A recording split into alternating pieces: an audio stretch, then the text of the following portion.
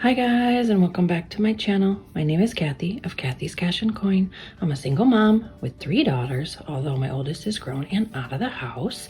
And today we are here for my, I guess my home journey series. I don't know what you want to call it, but thank you for stopping by and checking out another video. I appreciate you all. If you like it here, please consider subscribing and don't forget to hit the like button and leave me a comment down below if you have any questions. All right, so the first thing I did, I know in the last video, and I'll have that linked up here, I discussed credit and keeping your credit card balances low and all of that, and I gave you some good channels to watch to help with that. The other thing I did about a year ago, and I'll show you this, I did transfer it over so you guys will be able to read it, but I put my home must-haves, and I will show you right here. This is what it says on that other page, but that's from a year ago. So I figured in the area I'm looking, it's going to be a home for me, what I want, with these must-haves: 3 bedrooms, at least 2 bathrooms, kitchen, updated, all of this. And then I had a bonuses. If it had all of this, I would be super happy. But these were my must-haves. It needs to be move-in ready, a single family home. It has to have central air, a garage, all of these things. Obviously all appliances, because I am a renter, so I don't have any of that stuff. A good school district, an updated decent sized kitchen, all of these things. So I wrote down, and I know a lot of times people tell you write down your goals or write it down. No, write it down, because I was super excited to look back at this after I bid on the home. Right now I am in underwriting, just so you guys know, and I hope to explain that process a little more in another video, but today we're just going to talk about getting to that point. So my home must-haves, all of these were checked off in the home that we bid on, and we stayed at this amount, which is pretty awesome. The bonuses, I said a garage. It would be a bonus if I had a 2-car garage. We have 1 car. I am a single person, so I would settle for a 1-car garage, but this house does have a 2-car garage. Super exciting. I said no HOA, or it needs to be under $100 a month. I found that. I think my HOA is going to be $68. So that was checked off. I wanted a finished or unfinished basement, as long as there was a basement. That is, we actually will have a finished basement, which is awesome. A garbage disposal, a good sized pantry, and a good sized yard. All 3 of those checked off in this house. So not only did I get the must-haves, I'm getting all my bonuses as well. So I'm super excited.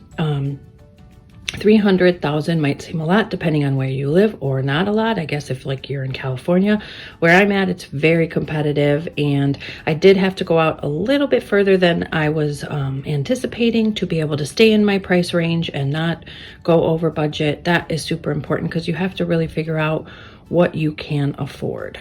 So I would say once you figure out all your numbers and you are ready to find an agent, I would highly suggest to use a referral if you know someone that has closed with an agent in the recent past. I actually used the agent my sister and brother-in-law used last year. They had one agent that they were searching for homes for 8 months, and they weren't the first to look at the home, and that actually matters, to go and see it right away. It's a crazy market, at least where I'm at.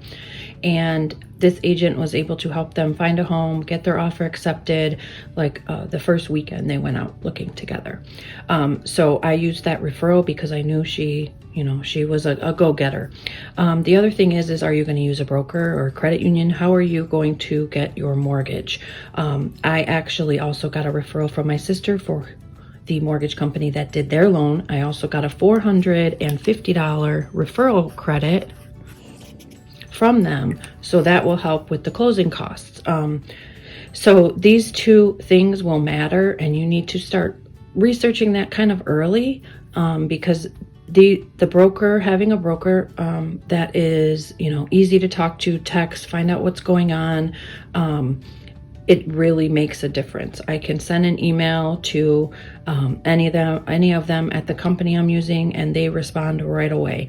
I can text with my my agent, and she responds right away. So that is super, super important. Communication matters so much in this market.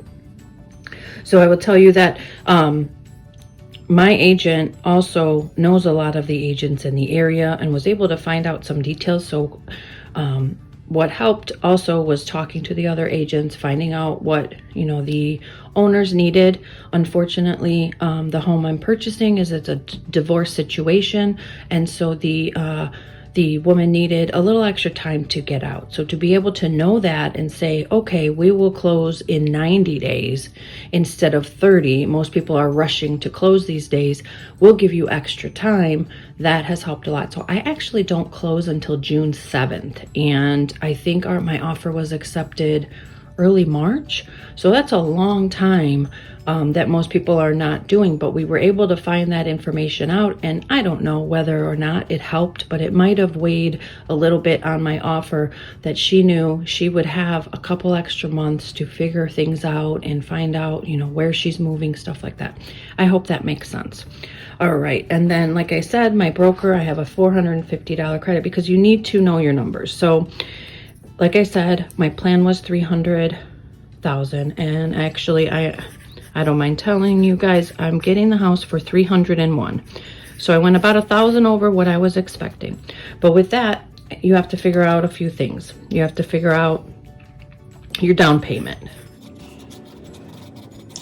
Are you going to put 10% down, or are you going to put 20% down? If you put 10% down, then you're going to have PMI, which is private mortgage insurance, until you get to that 20%. I decided to put 10% down, and so I will have PMI. But because my credit is good, and 10% is a decent amount, I'm not putting 3 or 5% down. Because my credit is good, my PMI is very low. I think it's only gonna be $56 a month. But the sooner I get the other 10% paid off and get to that 20%, I will get rid of that payment every month. The other thing is gonna be extra for me is my HOA. I have to keep that in mind, and that's going to be extra, and I'm pretty sure it's $68 a month. All right, so I have to keep this in mind. This will go into my mortgage payment or an extra monthly payment. So I have my down, I should have put this different, but that's okay. Down payment, okay, so where is that money coming from? And then my HOA, and remember the PMI. So then you have also closing costs. And that is a lot more expensive than I expected it to be. Mine are almost $10,000, but there's also Earnest Money, and there's also Appraisal and inspection. Okay, so my Earnest Money, I chose to put $4,000 down. Now that it may be high for some areas. That's what I felt comfortable putting down to solidify my offer. Earnest Money is basically telling the owner, you're serious, you're going to go through with this, hold my money, and, you know, I can't basically violate our contract we wrote up, or you get to keep my $4,000. So, and then the appraisal, I don't remember what the cost of it was, but it's actually going into the closing costs. And then inspection, I did have to come out of pocket for inspection. It was $450. So up front, prior to even getting to the closing table, I need $4,450. And that has already been paid. Then these two amounts, actually 3 amounts. So I have $4,900 that will be coming off of my closing costs, because I have the $4,000 Earnest Money that will go towards closing, and then I have my credit with the broker and my, I'm sorry, not the appraisal.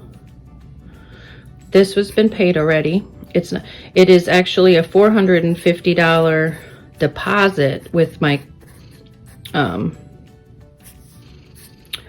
mortgage company. So this $4,000 plus the $450 for the appraisal, not the inspection. I paid the inspector directly, and then the $450 referral bonus.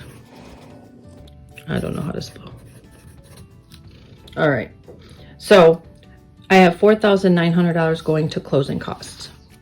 That means, like I said, the closing costs were almost $10,000.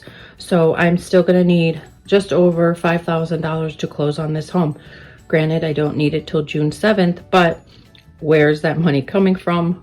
You have to think about that. I have to think about that. That is a lot more than if I would have put 5% down. So these are all numbers and things that you have to think of well before getting to the closing table. You have to show you have this 10% down in an account. You have to show where your earnest money came from. You cannot put cash in your account, and that has been my I guess a little bit of an issue for me, because I do have a lot of obviously cash. I'm a cash stuffer, so I have been juggling a bit to make sure I'm not putting a bunch of cash in my account. So I really hope this was helpful. I'm not sure if it was. It was kind of a little bit all over the place, but it's just all the things that have been like swirling in my head that I want to share with you guys, because there's a lot to it. And I'm not an agent. I'm not a broker. I'm not anyone in this field, but I'm just a mom trying to get her first home. And I appreciate you guys coming along on the journey. I hope to be able to show you pictures of the home or a video soon. I don't know why I didn't video some of these houses I looked at. I looked at a bunch, and I will say it was the first weekend of looking that I put an offer on this home. I will tell you though, one of the homes we looked at, if you guys want this story, I'm sorry if it's long, but there was a home we looked at, and it was dark out. It was late February, so it was like maybe 4:30, 5 o'clock in the evening. It was a vacant house. It was updated for the most part, but it was kind of, I don't know, dusty, very dusty, dirty, like it hadn't been swept or cleaned in a while. So we went out in the backyard, and way off in the backyard was a hot tub, which I thought was pretty cool. But then next to the house, you could see it had been dug up along the side of the house, and I'm like, well, that's interesting. So I tried to figure out, okay, well, what part of inside the house is that? And it was the garage. So you go in the garage, and on the garage floor there's a huge crack and tons of water.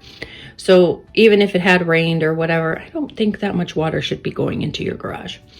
Then I look at the wall, and the wall had over it like a piece of, not drywall, but a piece of wood, like trying to hold it up, but you could see behind it there was an enormous crack down the whole wall. Sorry guys, trains.